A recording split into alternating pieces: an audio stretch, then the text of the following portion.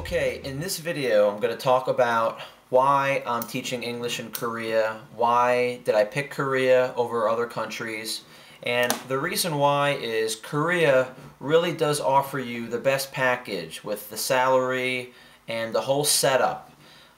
There are people that are teaching English in China, there's people that are teaching English obviously in Korea and also in Japan, and basically all over the world. And of the job postings that I've looked at, it seems to me that in Korea, at least for beginner like myself, it really offers the best salary. And the cost of living in Korea is pretty cheap. In China, it's also cheap, but the salary, what they pay in China, isn't as much as what they pay here in Korea. And in Japan, I'm sure that the salary's pretty good there too, but the cost of living is also high. And it's difficult to get a job like this in Europe because of the European Union. They would hire English speakers that live in Europe to work there before they would hire an American like myself. So that's one of the reasons why I picked to start in Korea. And this is my first year, so I thought I would give this supposedly best paying and best setup a start right here. Alright, what is the deal with teaching at a public school versus teaching at a private school? Well, there are very many teaching opportunities available in Korea, especially with private schools. And the reason why that is English is very important in Asia in general, China, Japan, Korea. They know that English is the #1 foreign language that is spoken around the world, and that's very important for business. And a lot of the movies they watch have English in it, and the music, there's English on a lot of their signs. So English is very important. Not everybody speaks English, obviously, but about 10 years ago, they really made it an initiative to start teaching English early on, starting at like the 3rd grade and higher. And nowadays, kids start learning English very early, like in kindergarten. They start doing English activities and games. So it's very important.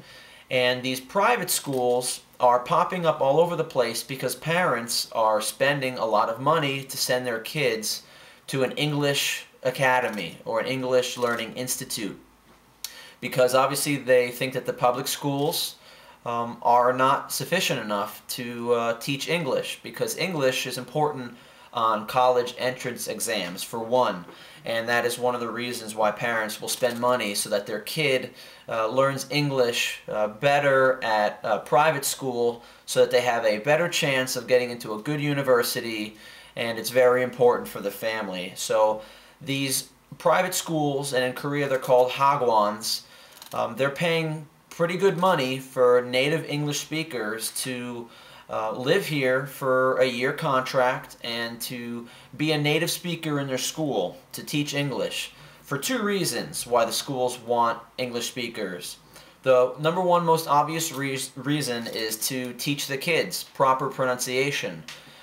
You play English games with them, you go through their grammar, their textbook, and they get taught by Korean teachers. They get taught English curriculum by Korean teachers, but the pronunciation isn't there, and they want proper English pronunciation. I'm having a hard time speaking English myself right now. But that's why you're there, for one. The other reason is the school wants the prestige of having a native English speaker there, and the parents are spending money for their kids to go to a school. They can send their kid to any private school, but they want their kid to go to the school that has an English speaker there. They want to see the textbook, know the curriculum that their kid is being taught, and just have confidence in the private school's ability to help their kid speak better English. So that's the reason why these private schools are paying pretty good money for native English speakers to work there and teach their kids. If you're thinking about being a teacher here in Korea, there's a couple reasons why I did it. Maybe that would apply to you too, but if you're a recent college graduate, you don't know exactly what you want to do for your career, why don't you travel? Why don't you spend a year away from home? You get to experience a different culture, see lots of new things. It gives you the opportunity to try teaching. Maybe you would like to be a teacher. Maybe you don't want to teach English for your whole life, but maybe you do like working with people, and this experience can help you find out what you really want to do afterwards. And also it gives you an opportunity to basically find yourself. You're far away from home, you're in a new environment, you basically do have a lot of freedom to do whatever you want. See what you enjoy doing, consider what you would like to make a career out of, and maybe this experience can help you find yourself better. See what you want to do, no matter what age you are. Maybe you're not happy with your current situation. Maybe you want to try something different, get out of your comfort zone.